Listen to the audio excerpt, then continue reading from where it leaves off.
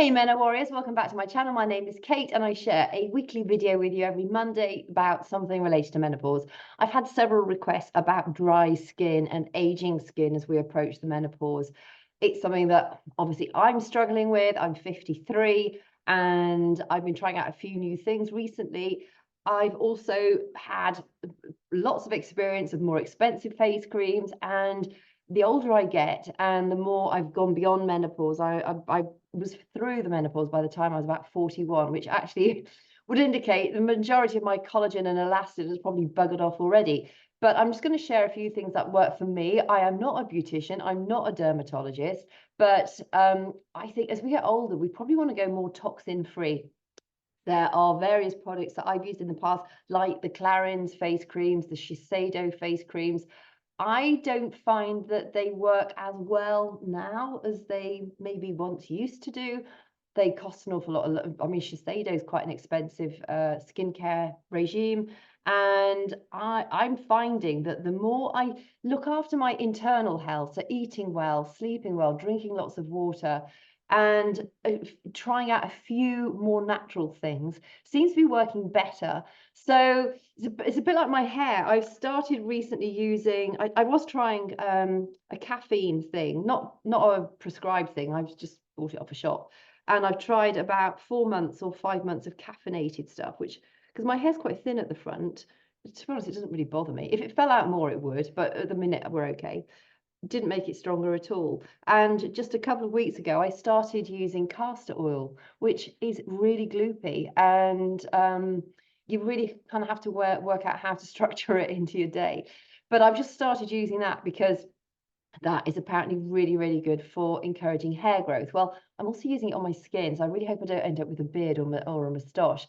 But it might make my eyebrows or eyelashes grow stronger. I have no idea. I will let you know. Like I say, I am the guinea pig. I always try things out on me. The one thing I can say about castor oil is it has made my skin, which was feeling really quite dried and tight. We've had very cold, very cold, dry weather here recently, and now it's just cold and wet. But it's actually made my skin feel a lot more elastic and a lot more supple without it feeling cloggy. I'm not using castor oil all day long. That would look really weird, but I do put it on before my workout, and I do put a little bit on my scalp here, and I just have to wash that section of my hair, because I try not to wash my hair every day. So I wash literally that little bit at the top, and we'll see what happens. But certainly as far as my face goes, I feel definitely more elasticated in it. I've got quite a few friends who either run their own face care companies with various non-toxic creams and things. Got friends who are very much into aromatherapy and their natural skincare, and I've not had one of them say yet, no, don't use castor oil. I think you need to be careful not to have it on for too long, because apparently, although it is a thick, heavy oil, it can be drying if you wear it for too long. I don't know. Comment below if you've got any feedback on it. But certainly for me, as a quick tip to begin with, I found castor oil is working really rather well. I also, and it feels horrible, but I try and condition my hair with castor oil once a week. I've got very fine hair, and I'm outdoors a lot in the elements. I don't protect it with a UV spray. I don't do any heat styling with it. I just let it dry naturally, which is why it always looks a bit of a mess. And but I've been putting castor oil on it. It takes a couple of shampoos to get it out, but it does come out, and it actually feels like it's making it feel a bit better as well. So again, it's early days. I will report back in maybe 6 months or so, just to give you the lowdown on what's happened, particularly if I get better hair growth on my scalp. So guinea pig, work in progress. We get older, and this is just my own opinion, but I honestly think if we can nourish our bodies from the inside out and give our skin what it needs on the outside without too many toxins, so it's not too irritated. As we go through the menopause, we do have more sensitive skin. It is more easy for it to become irritated by products that maybe we were able to bear in our younger years. So I'm going to dive into the reasons why our skin is more irritated as we go through perimenopause and beyond, and also a few things for you to watch out for, and also things that you might want to add to your skincare routine. You might find that you see some people say, do not use this, and you'll see other people with a very strong opinion saying, yes, you should use this. I've used all the things I'm going to share with you, and I'm going to give you my honest opinion on it, because you'll hear a lot about retinol, you'll hear a lot about vitamin C, you'll hear a lot about hyaluronic acid, as well as the other bits and pieces. So I'm actually going to give the general consensus out there and then give you my opinion on it too. So essentially, as our estrogen levels fall, we get more wrinklier. It has a negative impact on our elastin and our collagen. Studies show that women can lose up to about 30% of their collagen in the first 5 years of perimenopause, which pretty much means I probably won't get any older. And then we lose about another 2% of our collagen for the next 20 years and beyond. Essentially, there is no escaping getting older and wrinklier. Even if you have surgery, you're still going to get older and wrinklier. You might just look more Frankenstein-esque. Although, having said that, I do know some women who've had work done and they look amazing. How long that lasts, I don't know, but they do look very, very good. I want to be completely above board. I have had absolutely nothing done. There's no lifts, tucks, fillers, Botox. I don't like Botox. I'm not a great fan of the flat forehead look. I don't like the wrinkles either, but I don't know. The flat forehead, especially when it looks shiny, it's kind of like weird. But that's no judgment. That's just me. I understand why people probably get some Botox. I'm really on the fence between the wrinkles and the flat forehead. So I figure if I'm on the fence, I might as well just go for the wrinkles because it's a lot cheaper. So as we go through the menopausal years, our skin becomes drier, it becomes saggier, it becomes thinner, it becomes less firm, sometimes becomes hairier. I never forget looking in the mirror one day and I could not work out whether I'd got a new wrinkle, a line above my lip, or whether it was a hair. And I was thinking, I don't really want it to be either. And then I realized, well, I really hope it's a hair because I can pluck that out. And it wasn't, it was a wrinkle. And of course, the lip lines keep getting worse. Again, it is just a process of getting older. We have to reframe this. I mean, let's just get real. We're getting older. If we're lucky enough to be this old, to have wrinkles and sagging skin and jowls, well, we've got a lot further than a lot of our younger women who haven't made it so far. So while society dictates that we should be youthful, screw society. Let's just embrace our getting older bodies and be bloody thankful that we're here. Also, the more you smile, the less you frown. And a smiley face looks younger than a frowny face. So smile more often. Let's feel happier in our bodies. Let's celebrate the opportunities available to us. Let's really make the most of the life that we have available to us and be grateful rather than resentful or frustrated. And yeah, I know that's a little bit simplistic, but it is a choice in mindset. If you're really struggling to get on top of your mindset, please read one of my favorite books in the world, and it is A Man's Search for Meaning by Viktor Frankl. If he can manage to get through what he got through, which he did, just read it. I think we should all read it, A Man's Search for Meaning by Viktor Frankl. You may notice also that your pores are looking a little larger. That's generally because our skin has lost some of its elasticity and it's just a bit more draggy. It's not necessarily that your pores are getting bigger, they just become a little easier to see. Obviously, estrogen falls, progesterone falls, testosterone also falls. Now, testosterone tends to make our skin, I think that's why men age slightly better, because they have more testosterone, and testosterone keeps your skin thicker, which essentially helps it to hold its shape better. And apart from the fact, a lot of men who shave, all that movement every day, that's almost like face yoga. I must admit, I did try face yoga last year too, and I did feel like it really energized my face. I stopped doing it again because I just sort of ran out of time to spend so much time on face yoga, because it takes quite a long time if you really want to do it properly. And I think actually I was doing things too much because I actually looked like I was a little bit swollen in areas after doing it for a while. Maybe I'll start it again one day, but it did make my face feel more energized. Whether or not it has a long-term positive effect, I'm not entirely sure. It probably does if you're willing to work at it. So testosterone will have an impact on your skin as well. So what can we do? Drink loads of water, keep well hydrated. That is one of the simplest, easiest things that you could possibly ever do, is drink lots of water.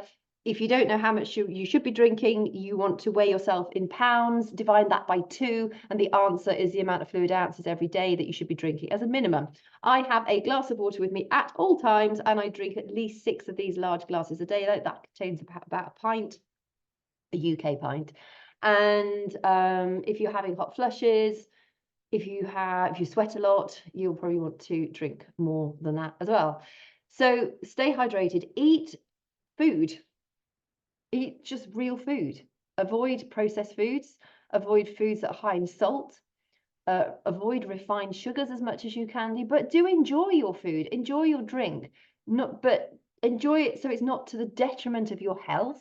Just know that whatever we eat and drink or don't eat and drink, however badly we sleep or well we sleep, does have a direct impact on how your skin looks and how it also regenerates.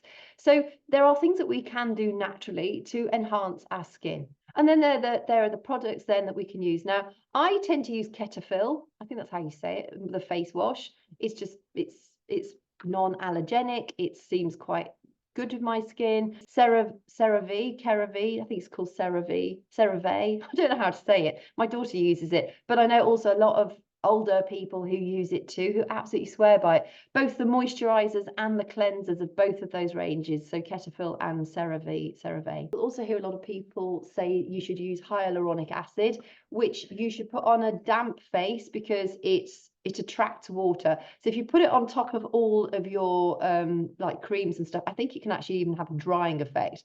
So you want to make sure that you've got hyaluronic acid underneath your face cream. Now, I started to add hyaluronic acid as a serum probably about 9 months ago.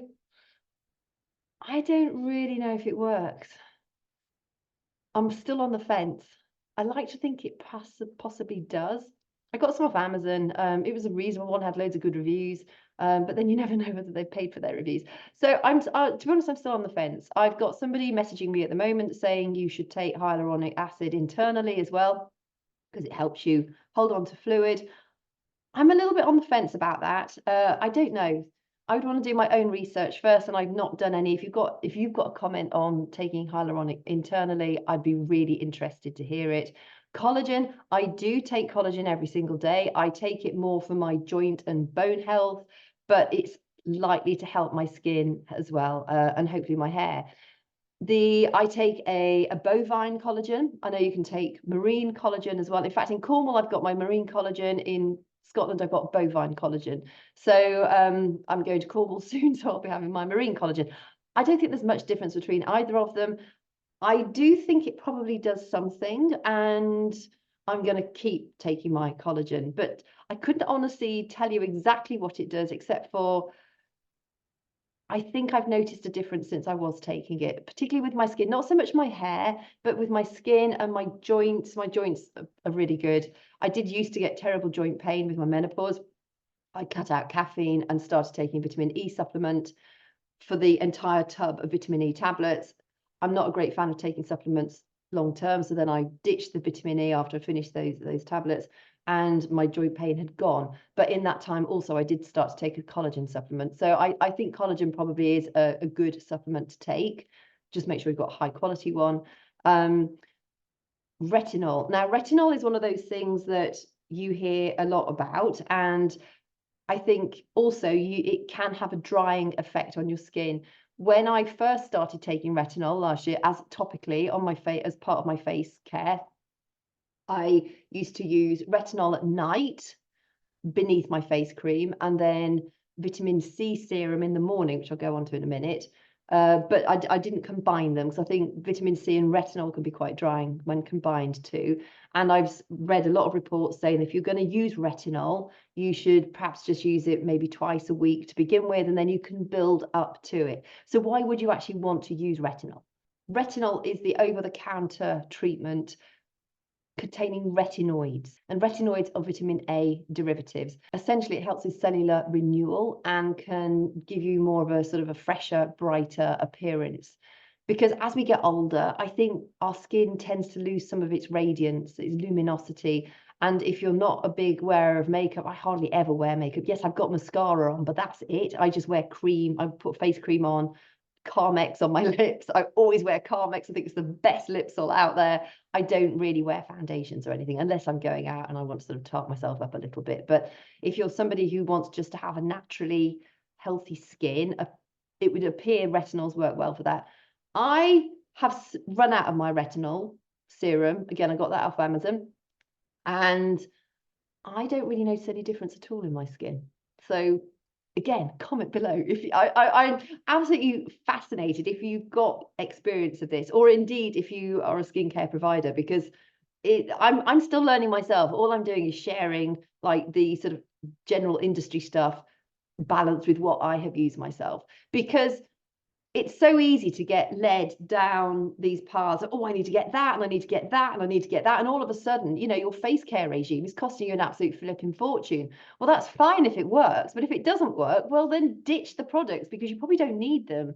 So really, it is just, I just want to give my own opinion on this, and also be really open the fact I've tried these things, but I'm not entirely sure how many of them work. The other one is vitamin C. Now, again, there's a lot of information out there saying, obviously, take vitamin C internally if you don't eat a lot of fruits and vegetables, but also topically applied. So like a vitamin C serum, again, is supposed to help reduce liver spots and help to brighten up your face.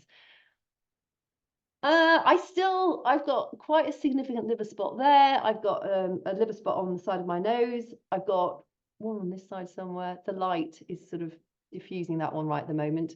I've been using vitamin C serum now for probably about 9 months too. My liver spots have not reduced. Again, do I need it? I don't know. They say you should have antioxidants on your face as well as in your body, which helps reduce the liver spots. I'm on the fence about that one too. Then we come to ultraviolet protection. I hardly dare even say this. Unless I'm sunbathing, I never wear ultraviolet protection on my skin. I'm convinced that years down the line, there are going to be all these studies related to depression and other things that are down to the fact that we put put sunscreen on us all the time. I know I might be completely wrong on that one. And if I die of skin cancer, well, then you can come and dance on top of my grave. If I'm just out and about, I want to have some sun on my skin. If I'm there lying in it baking, I would then make sure I got a non-toxic sunscreen, because there's a lot of studies out there about the sort of the shop bought ones, and they're full of bad things. It's a bit like underarm deodorant. I haven't used an underarm deodorant for years. I stink. No, I use a Himalayan rock salt crystal. It's just like it's shaped in the love heart. It's lasted me for years and years and years. It never runs out. I just put it on damp armpits. I don't think I smell.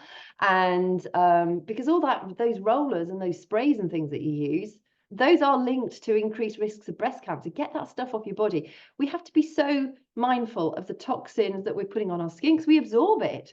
And also the toxins that we're using in our households. Again, recently I've gone completely non-toxic. I clean now with white vinegar and pretty much white vinegar and soda crystals. It works just as well. I used to use Viacal in my shower.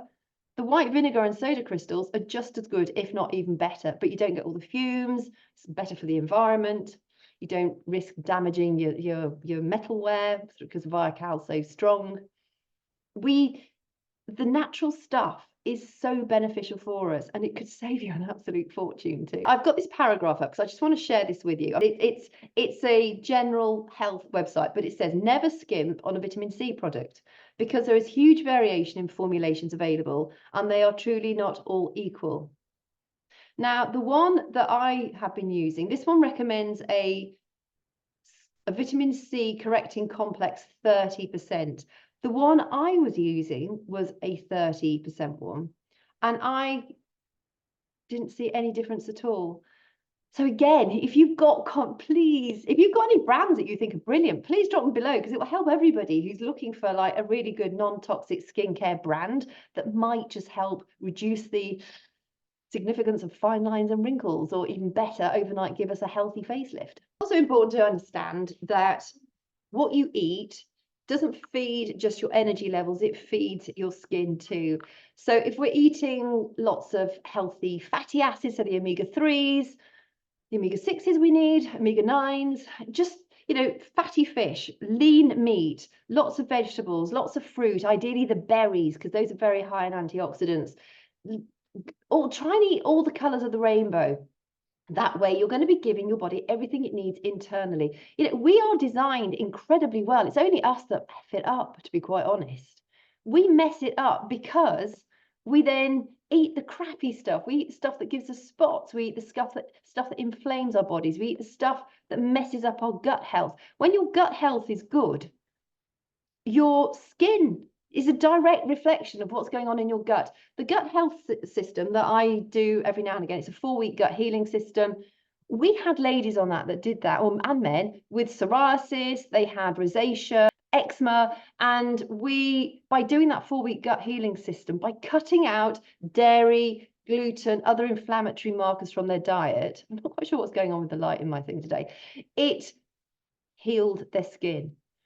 So if we're healing it from the inside, surely it's going to make it look better from the outside too. I'm a big believer in the anti-inflammatory properties of honey. And I think, you know, if you have half an hour a week or so to just sort of sit back with a face pack on, I would mix honey and coconut oil together and I'd let that sit on your face for a while. Like I say, I am using castor oil. I try and use it nearly every day at the moment. And 2.5 weeks ago, before I started using it, I had been using my expensive Clarins stuff and my face is feeling really dry. Went up, I'd been using the castor oil for 2 days before going up 2 of the mountains in the coldest, most extreme conditions I've actually ever been out in my life. It was freezing cold. The wind was just killer. And I'd used castor oil in the morning before I went up, and I actually just rubbed it off. I didn't even try and wash it off. I just rubbed it so I wasn't too gloopy going up the mountain. Obviously, hadn't got any makeup on. I'm climbing a mountain. What do I need makeup on for? And I came back down thinking, oh, my skin's going to be literally frazzled. Not a problem at all. I woke up. I obviously cleansed that night with my Cetaphil cleanser. I've got a lady who sent me some non-toxic products which I've been using recently. I've just started using them. I like those, but I want to finish off my Clarins stuff first as well. Nothing against Clarins. I think Clarins have got some lovely ranges, but for me right now, and I was using their aging stuff, the stuff you get in the red pot, I can't remember what it's called, the age defying, whatever it is, their night cream and their day cream and their neck stuff. And I just bought a job lot about 2 years ago and I'm still working my way through it. My skin does not like it as much these days. It's feeling drier. So the castor oil has helped combat that feeling. And I swear by it. So I will keep you posted on the castor oil. But any comments, please leave them below. It'd be absolutely fascinating to hear what your experience is. Vitamin C serum, I don't think really worked with me. Hyaluronic acid, I'm not entirely sure that worked. Retinol, I don't take it anymore.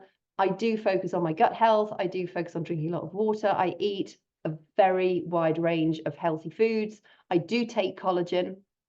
I do eat plenty of, you know, lean but healthy fat foods. I cook with a lot of butter. I cook with a lot of coconut oil. I steam some stuff. The majority of my meals, they're pan fried or done in the air fryer. So I think fats are really good for us. I eat a lot of eggs. I know eggs are a great source of protein and choline, and they're very good for us. Really fascinated to hear what your opinion is, what you've tried, what works for you, just so we can all maybe use what you're using if it works so well, or at least give it a try. So thanks for your time today. I will keep you posted on the castor oil project, and thank you for your company. Give it a thumbs up if you found it helpful. If you've not yet subscribed, subscribe to the channel so that you don't miss future episodes, and I will talk to you soon.